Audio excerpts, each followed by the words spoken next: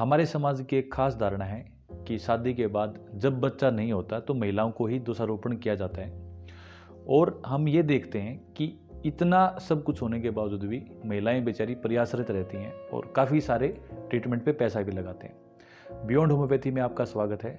आज हम आपके सामने लेके आए हैं कि इनफर्टिलिटी और स्टेरिलिटी में एक्चुअल में अंतर क्या होता है, उसके कारण क्या है और उसका निदान क्या है। तो इनफर्टिलिटी और स्टेरिलिटी के डिफरेंस को हम समझ लेते हैं। सबसे पहले इनफर्टिलिटी क्या होती है कि जब प्रजनन करने की मेल में या फीमेल में क्षमता तो है पर किसी छोटे मोटे कारण के कारण वो बच्चा पैदा नहीं कर पाते।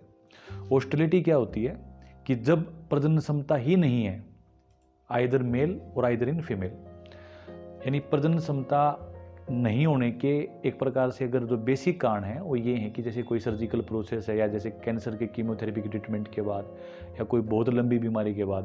तो इन दोनों में बेसिक डिफरेंस को समझने के बाद अब आपको हम समाज की धारणा पे लेके चलते हैं। हम ये देखते हैं जब कभी भी बच्चा पैदा नहीं होता तो हम ये देखते हैं कि जो सास और ससुर हैं या फिर मेल के माताजी पिताजी हैं वो सिर्फ दिमाग में ही रखते हैं कि ये जो बहू है इसी के अंदर कुछ कमी है, पीछे से बीमारियाँ लेके आई है कि ये बच्चा पैदा नहीं कर सकती और उसको बांझ करार दे दिया जाता है। हमारा टॉपिक आज मेल इनफर्टिलिटी को लेके रहेगा क्योंकि हम अपने एक्सपीरियंस में ये देखते आए हैं कि 40% केसेस में मेल इनफर्टाइल होते हैं और उस केस में दोषारोपण रहता है महिलाओं के ऊपर।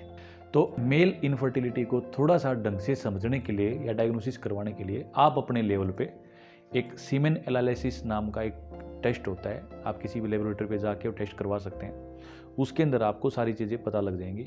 अगर वो ठीक है और महिलाओं की भी जितने भी आपने सारे टेस्ट करवाए हैं वो सारे ठीक हैं, फिर भी एक कंसेप्ट एक तरह की साइड आप मेल इनफर्टिलिटी के ऊपर रखिए, क्योंकि ज़रूरी नहीं है कि टेस्ट के अंदर सारी चीज़ें वो आएँ जो फर्टाइल करने में हेल्प करती हैं। अगर सब कुछ ठीक है उसके बाद भी बच्चा नहीं हो रहा है तो होम्योपैथी की 3 दवाइयाँ आपके सामने बता रहा हूँ।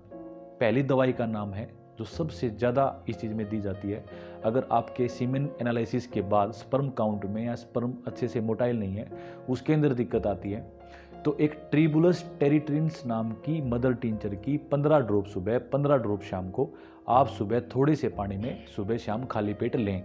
दूसरी उसी दवाई के अंदर यानी उसी पानी के अंदर जो आपने ट्रिबुलस डाल रखी है उसी पानी के अंदर आपने क्या करना है, विधानिया नाम की एक हमारी दवाई है जिसको हम आप लोग अश्वगंधा नाम से भी समझते हैं। अश्वगंधा की 15 ड्रॉप डालनी है और एक दवाई का नाम है जिनसेंग की 15 ड्रॉप सुबह, यानी टोटल करके 45 बूंदे सुबह और 45 बूंदे शाम को आप सुबह शाम खाली पेट लें।